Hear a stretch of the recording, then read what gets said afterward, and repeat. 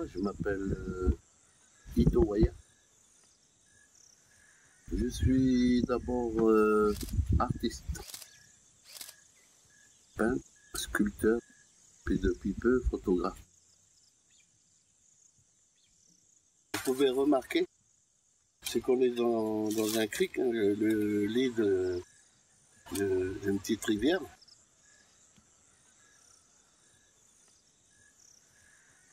Ça sera de plus en plus sec. On peut voir dans certains endroits, là, il y a des toutes petites flaques. La problématique, c'est quand reviendra cette pluie.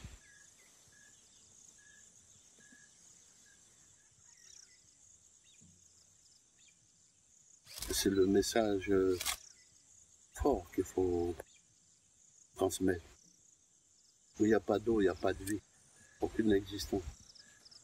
C'est pour ça qu'il faut le plus grand respect.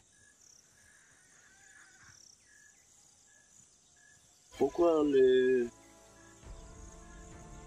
scientifiques n'ont pas la bonne parole et la sagesse auprès des politiques qui gèrent le monde?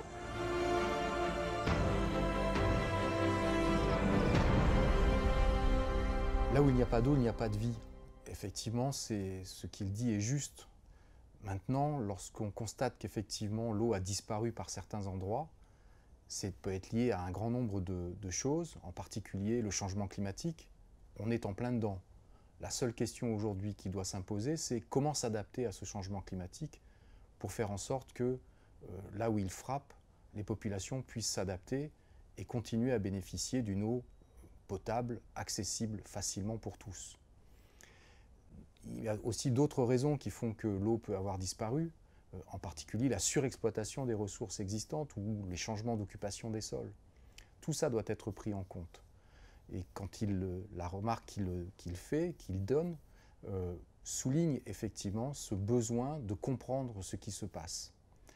Il faut donc s'adapter, il faut travailler à préserver une ressource en eau, qui est rare parfois, notamment dans certains pays où, comme en Nouvelle-Calédonie, il peut y avoir des périodes de sécheresse importantes.